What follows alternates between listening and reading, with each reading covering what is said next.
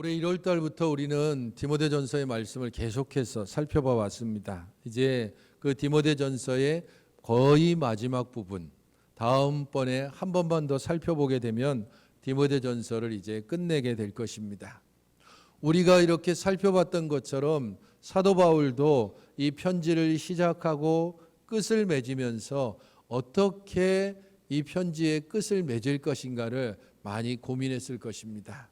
그러면서 신앙의 다음 세대, 자기가 세웠고 오래도록 기도하고 눈물로 가르쳤고, 그리고 교회의 여러 가지 좋지 않은 소식이 들릴 때마다 함께 하나님 앞에 나아가 기도했던 에베소 교회, 그리고 이 에베소 교회를 맡아 담임하고 있는 디모데에게 마지막 편지를 끝맺으면서 어떻게 이 편지를 끝맺을 것인가, 어떻게 나의 다음 때를 이어서 에베소 교회를 담임하게 될 이 디모데로 하여금 교회를 돌보고 성도들을 사랑하며 그들을 바르게 세워가는 길들에 대해서 바른 가르침을 줄 것인가를 고민하면서 이 마지막 편지의 끝부분을 시작했을 것입니다. 이 마지막의 끝부분은 어떻게 시작되고 있습니까? 오직 너 하나님의 사람아 라는 말로 시작됩니다. 이 문구는 제가 좋아했던 문구기도 하고, 혹시 제 방에 들어오신 분이 있으면 제 탁자 위에 돌에 새겨져 있는 글귀가 바로 이 글귀입니다. 오직 너 하나님의 사람아. 그 글귀를 볼 때마다 내가 어떤 사람이고 어떻게 살아야 되는지에 대해서 계속해서 생각하게 해줍니다. 사도 바울이 이 말을 쓰는 것은 이 편지를 받는 디모데로 하여금 자신이 어떤 사람인지, 어떻게 살아야 되는지를 생각하게 하기 위해서입니다. 특별히 거짓 교사들의 영향을 받은 교회, 그리고 그들을 인하여서 여러 많은 좋지 않은 영향력을 계속 받고 있는 성도들에게 앞서 그 성도들이 어떠한 영향력을 받았는지를 이야기하고 난 후에 이 말씀을 주고 있습니다. 거짓 교사들은 성도들로 하여금 바르고 온전한 경건의 길로 가게 하지 아니하고 오히려 악하고 탐욕을 품어서 결국에는 멸망의 길을 가도록 이끄는 사람들입니다.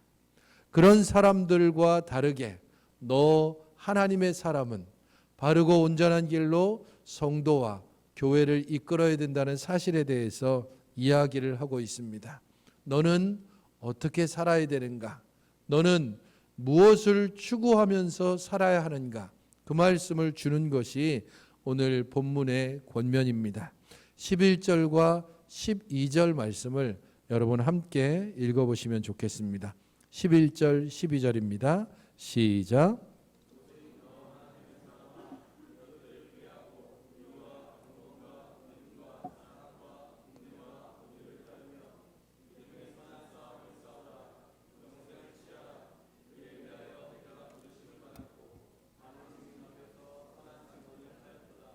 너 하나님의 사람아 라고 부르는 이 호칭, 그것은 구약 성경과 신약 성경이 명확하게 다른 구분을 하고 있습니다. 구약에서 하나님의 사람이라고 부를 때에 그것은 특별한 어떤 사람을 의미합니다. 구약 성경 전체를 통해서 봤을 때 하나님의 사람이라고 지칭된 사람은 총 10명이 등장합니다. 우리가 잘 알고 있는 사람도 있고 잘 모르는 사람도 있습니다. 모세가 그렇고 다윗이 그렇고, 또한 사무엘이 그렇고 스마야, 엘리야, 엘리사, 그리고 익다랴라고 하는 사람과 이름이 알려지지 않은 3명의 선지자에게 하나님의 사람이라고 하는 호칭을 붙였습니다. 이렇게 구약에서 하나님의 사람이라고 부를 때에는 특별한 어떤 사람만을 의미합니다. 하지만 신약에서 하나님의 사람이라고 부를 때에는 디모데 전서와 디모데 후서 2군데만 등장합니다. 그리고 이 2군데 등장할 때 모두 어떤 특정한 사람이 아니라 그리스도를 구주로 고백하고 죄를 회개할 뿐 아니라 우리 하나님의 은혜를 따라 성령을 그 안에 받고 하나님을 섬기는 모든 주의 백성, 그들을 가리켜서 하나님의 사람이라고 칭하고 있습니다. 디모데에게 이야기하고 있고, 디모데후서 3장 17절에 성경의 유익에 대해서 말할 때에도 성경은 하나님의 사람으로 하여금 온전케 하고 모든 선한 일을 행할 능력을 갖추게 한다라고 디모데후서 3장 17절에 말하고 있기 때문입니다. 하나님의 사람은 이제 신약 시대에 우리들 모두를 일컫는 말입니다. 우리가 하나님을 아버지로 고백하고 있다면, 예수님을 구세주로 고백하고 있다면, 우리 안에 성령님이 계셔서 악을 멀리하고 하나님의 뜻을 추구하려고 하는 그러한 계속적인 노력과 경향성을 가지고 있다면, 그러면 우리들 모두는 하나님의 사람들입니다. 그래서 지금 오늘 본문에서 이야기하고 있는 것은 디모데에게만 말하는 것이 아니라 그리스도를 부르는 모든 우리에게 주시는 말씀이기도 합니다. 하나님의 사람을 향해서 무엇을 피해야 하는지, 그리고 무엇을 따라야 하는지에 대해서 이야기하고 있습니다. 이것들을 피하라라고 먼저 이야기합니다. 이것들을 피하라라고 했을 때 그것은 앞서 이야기했던 4절부터 10절까지 곧 거짓 선생들의 모든 삶의 방식을 피해야 한다라고 말하고 있습니다. 거짓 선생들의 삶의 방식은 교만, 다툼, 부패함, 진리를 잃어버림, 그리고 재물에 대한 탐욕으로 가장 많이 드러납니다. 그들은 교회를 분열시키고 성도들에게 악한 영향력을 끼쳐서 경건을 따르게 하기보다는 경건을 이익의 방도로 생각하게 만듭니다. 그래서 그런 이들을 피하고 그런 이들의 삶의 방식을 너는 분명히 떠나야 한다라고 먼저 이야기합니다. 그리고 이것들을 따르라라고 뒤이어서 이야기합니다. 이것들이라고 했을 때 여기에서 제시되는 것이 6가지지만 실제적으로는 두 가지 묶음으로 되어 있습니다. 의와 경건, 믿음과 사랑, 인내와 온유, 이렇게 2가지씩을 묶어서 제시하는 3가지를 따라야 한다라고 말합니다. 따른다라고 하는 단어 자체가 적극적으로 추구하고 분명한 목표와 목적을 가지고 그것을 쫓아간다는 의미가 있습니다. 그러므로 하나님의 사람이 추구해야 될 3가지가 무엇인가? 첫 번째 제시하고 있는 것이 의와 경건입니다. 의로움이 하나님 앞에 드려지는 것이라면 경건함은 하나님을 섬기는 태도를 의미합니다. 하나님을 바라며 하나님 앞에 의로움을 추구하는 사람, 그리고 그 의로움을 추구하는 것이 사람에게 적용될 때는 공정함을 통해서 나타납니다. 우리 하나님께 의로움을 추구하는 사람은 사람들을 대하는 데 있어서 공정하게 대합니다. 부자라고 해서 특별히 그들을 대접하거나 가난한 자라고 해서 그들을 무시하지 않습니다. 그래서 의와 경건이라고 했을 때 이 2가지는 하나님 앞에 의롭다함을 받고 우리 하나님을 온전히 섬길 뿐 아니라 그 의로움이 사람들에게 나타날 때 공정하게 드러나는 사람, 그것을 추구해야 한다는 겁니다. 2번째는 믿음과 사랑입니다. 이 믿음과 사랑은 믿음의 공동체를 유지하는 가장 기초입니다. 믿음은 그리스도를 향하게 되어 있고 사랑은 성도 서로를 향하게 되어 있습니다. 골로새서 1장 4절이 이 부분들을 가장 잘 표현해 줍니다. 골로새서 1장 4절은 그리스도 예수 안에 있는 너희의 믿음, 그리고 모든 성도에 대한 사랑이라고 말합니다. 특별히 사도 바울은 골로새 교회에게 이 편지를 쓰면서 너희들의 믿음이 주변 모든 사람들에게 잘 알려졌다라고 얘기하면서 그 믿음의 내용을 얘기할 때 그리스도 예수에 대한 믿음, 그리고 모든 성도들에 대한 사랑이라고 말합니다. 이 2가지가 방향이 분명해야 됩니다. 가령 믿음을 성도에게 향하게 하고 사랑을 그리스도에게 향하게 할 때 어떤 일이 벌어지는가? 그때 우리는 교회 안에 여러 가지 많은 혼란함이 생깁니다.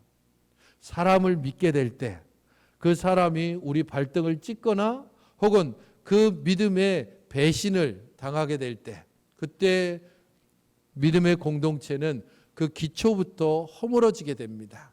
그래서 믿음은 그리스도에게만 향해야 되고 사람을 향할 때에는 사랑을 주어야 됩니다. 사랑이라고 했을 때 그것은 믿음을 전제로 하긴 하지만 그 믿음이 배신당할 수도 있다는 것을 전제하기 때문입니다. 사랑을 줄 때 그것은 우리 하나님의 은혜 가운데서 모든 것을 다 내어주는 겁니다. 드라마 대사 중에 이런 대사가 있습니다. 부모와 자식 이 두 가지 관계에 대해서 이야기하면서 자식은 부모에게서 9가지를 받고도 하나를 더 달라고 떼를 쓰는 것, 그게 자식이라면 부모는 자식에게 10을 다 주고도 하나를 더 주지 못해서 안타까워하는 것, 그게 바로 부모라고 대사에서 이야기를 합니다. 사랑은 그런 겁니다. 다 주고도 하나를 더 주지 못해서 안타까워하는 것, 그게 사랑입니다. 하지만 자칫 우리가 사람들에게 믿음을 가지고 대할 때 그때 우리는 9가지를 주고 또 더 한 가지를 요구하거나 그 더 한 가지를 요구하는 것 때문에 서로에게 상처를 당하는 일들이 있습니다. 그러므로 믿음과 사랑이라고 했을 때 두 가지 방향성을 분명히 알아야 됩니다. 믿음은 누구에게 주는 것이라고요? 그리스도에게, 그리스도를 향하도록 하는 게 믿음입니다. 사랑은 또 누구를 향해야 된다고요? 성도 서로에게 향해야 됩니다. 그럴 때 우리는 믿음의 공동체가 바르고 온전하게 세워집니다. 세 번째 따라야 될 것이 인내와 온유로 제시됩니다. 이 두 가지도 각각 향하는 게 다릅니다. 인내는 상황을 향한다면 온유는 사람을 향합니다. 인내함은 우리에게 닥치는 여러 가지 상황들, 우리를 여러 가지로 괴롭게 하고 힘들게 하는 그런 모든 상황들 가운데 인내해야 합니다. 하지만 온유는 상황과는 다릅니다. 이 온유는 누구를 향하냐 하면 사람, 곧 관계와 연결됩니다. 그래서 나를 힘들게 하는 사람 혹은 나를 짜증내게 하는 사람, 나로 하여금 여러 가지 많은 것들 가운데서 계속해서 불편하게 만드는 사람, 그 사람을 대할 때 어떻게 대하는가? 온유함으로 대해야 합니다. 이 두 가지가 바뀌게 될 때 그때 우리 안에서 여러 가지 혼란이 일어납니다. 상황을 대할 때 온유함으로 대하면 바보 취급과 멍청이 취급과 그리고 또한 그로 인해서 여러 가지 손해를 보게 됩니다. 온유함으로 대한다라고 했을 때 그것은 우리가 상황 파악을 제대로 못하기 때문입니다. 상황은 지혜롭게 잘 파악해야 되지만 그 상황 가운데서 인내함으로 견뎌야 합니다. 하지만 사람을 대할 때에 인내함으로 대하게 되면 그 인내에 한계가 이르게 됩니다. 참을 만큼 참았다라고 하면서 폭발하고 그것이 사람들 사이에 수많은 여러 가지 갈등을 계속해서 만들어내게 됩니다. 그래서 이 두 가지도 제대로 적용시켜야 됩니다. 상황을 대할 때에는 인내해야 되고 사람과 관계를 맺을 때에는 온유해야 합니다. 하나님의 사람은 바로 이것을 따르고 추구해야 한다는 겁니다. 우리 자신들이 하나님 앞에서 살아갈 때에 바로 이러한 바른 판단 그리고 바른 선택, 이것을 통하여 우리들은 경건을 온전히 유지해가며 세 번째 명령인 믿음을 위하여 선한 싸움을 싸워서 영생을 취하라는 명령을 온전히 따를 수 있습니다. 사도 바울이 여기서 이야기하고 있는 것, 믿음의 선한 싸움을 싸우라, 영생을 취하라라고 얘기하고 있지만 이것은 한 문장입니다. 그래서 믿음의 선한 싸움을 싸워 영생을 취하라라고 이야기하고 있는 겁니다. 네가 정말로 영생을 취하기 위해서 해야 될 일이 있는데 그것은 믿음의 선한 싸움을 싸워야 한다는 겁니다. 믿음의 선한 싸움을 싸우는 것, 그게 바로 어떤 것을 피해야 하는지, 어떤 것을 선택하고 추구해야 되는지 이것들을 계속해서 감당하는 겁니다.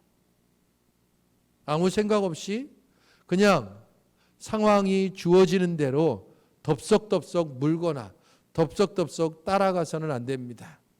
위험하고 귀찮으니까 피해서도 안 되고 이익이 되지 않으니까 선택하는 것을 버려서도 안 됩니다.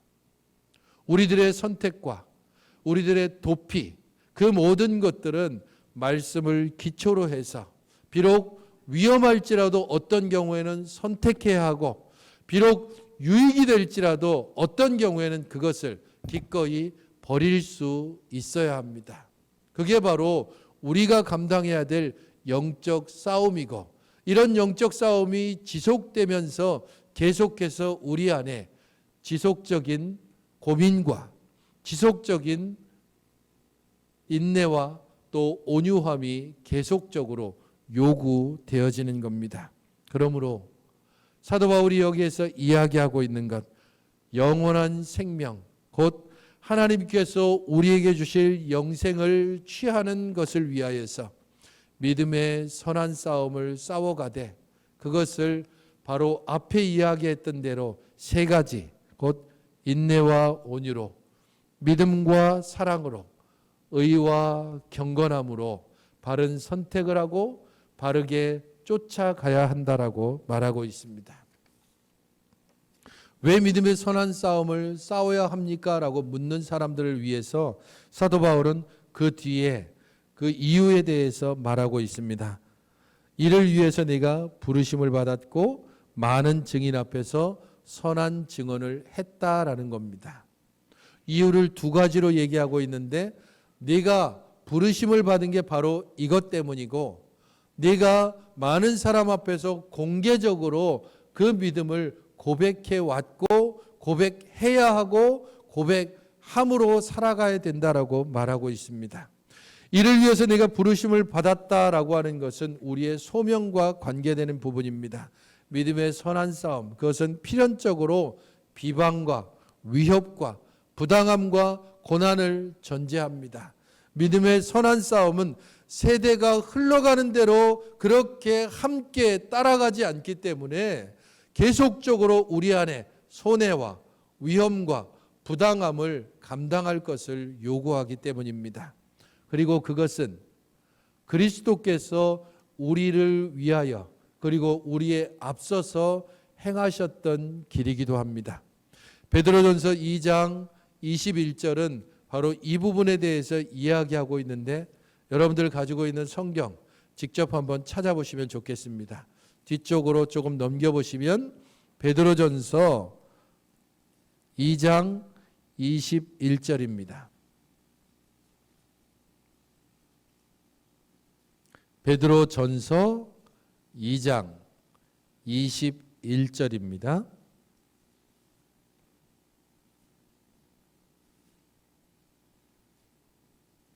제가 가지고 있는 성경은 379쪽입니다.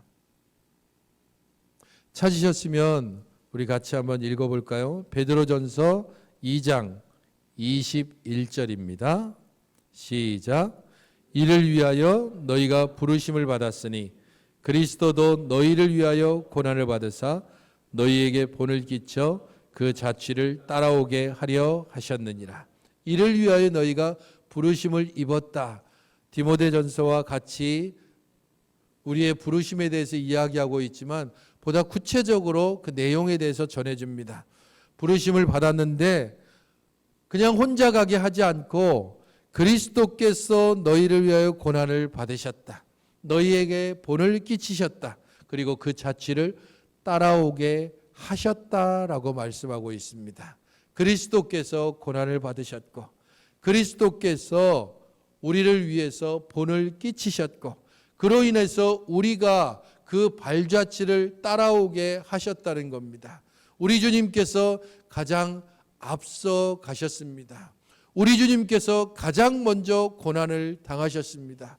우리 주님께서 가장 먼저 죽임을 당하셨습니다. 그로 말미암아 우리로 하여금 무엇을 향해 가고 있는지, 어떤 길을 가게 될지, 그 마지막이 무엇인지에 대해서 분명하게 알려주셨습니다.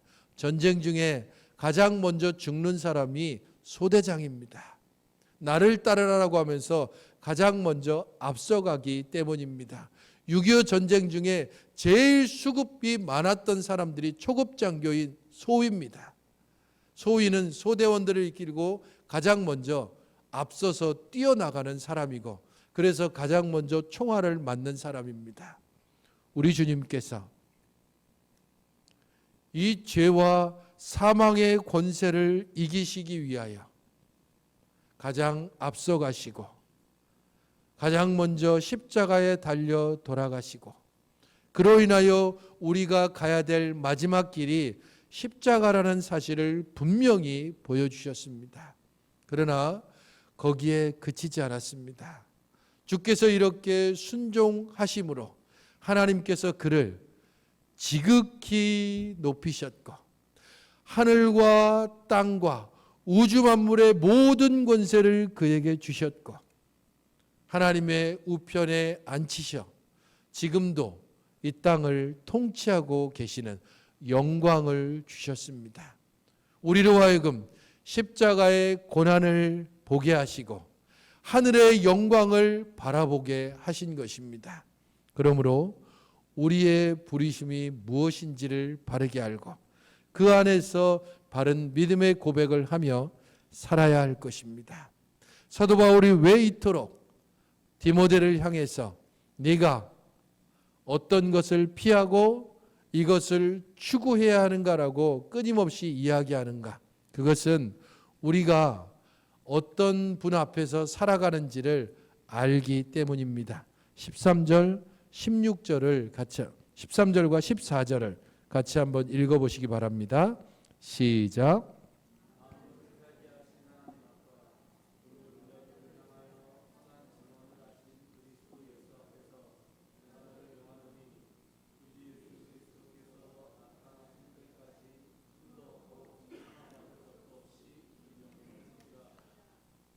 바울이 분명하게 이야기하는 근거는 바로 이것입니다.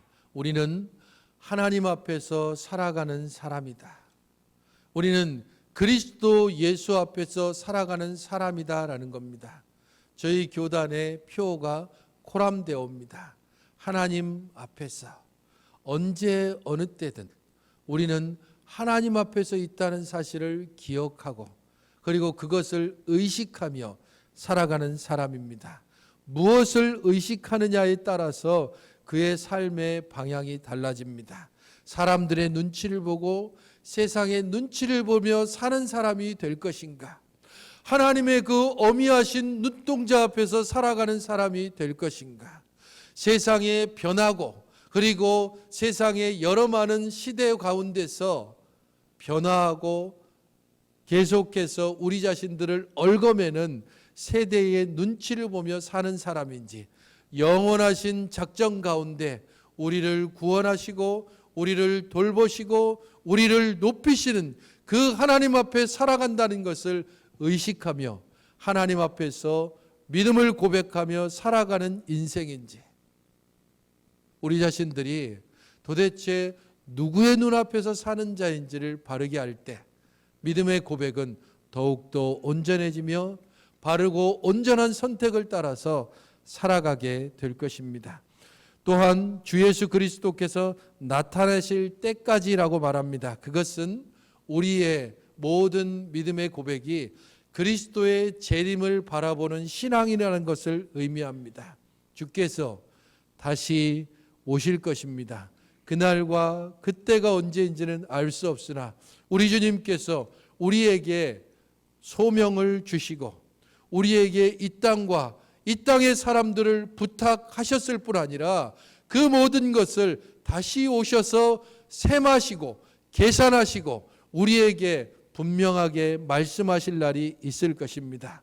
잘하였다, 착하고 충성된 종아라고 말씀하실지, 이 게으르고 악한 종아라고 말씀하실지, 우리들을 향하여서 어떻게 말씀하실지는 우리의 삶의 태도를 통해 분명하게 알게 될 것입니다. 바른 판단을 하고 있습니까? 바르고 온전하게 피할 것과 택해야 할 것을 바르게 알고 있습니까? 우리 주님께서 다시 오셔서 셈하실 것입니다. 우리 주님께서 다시 오셔서 내가 너에게 맡긴 달란트를 보여달라고 분명하게 요구하실 날이 있을 것입니다. 그날을 바라보는 자는 하나님의 사람으로서 피해야 할 것이 무엇인지, 추구해야 될 것이 무엇인지를 바로 알고 살아가는 사람입니다. 또한 그런 사람은 하나님이 어떤 분이신지를 알고 우리 하나님께 존귀와 영원한 권능을 돌리는 사람입니다. 15절, 16절을 같이 한번 읽어보시기 바랍니다. 시작. 기약이 이르면 하나님이 그의 나타나심을 보이시리니 하나님은 복되시고 유일하신 주권자이시며 만왕의 왕이시며 만주의 주시요 오직 그에게만 죽지 아니함이 있고 가까이 가지 못할 빛에 거하시고 어떤 사람도 보지 못하였고 또 볼 수 없는 이시니 그에게 존귀와 영원한 권능을 돌릴지어다. 아멘. 우리는 하나님 앞에서 살아가는 사람들입니다. 그 하나님이 어떤 하나님이신지를 여기서는 네 가지로 이야기하고 있습니다. 복되고 유일하신 주권자이시고 만왕의 왕이시고 만주의 주이신 유일하신 하나님. 세상의 어떤 권세와 세상의 어떤 권력을 결코 뛰어넘지 못하고 세상의 어떤 권세와 권력들이 결코 범접하지 못하는 유일하신 하나님입니다. 그에게만 죽지 아니함이 있습니다. 곧 이 땅을 지배하는 죄와 사망의 권세를 이기신 전능의 하나님이십니다.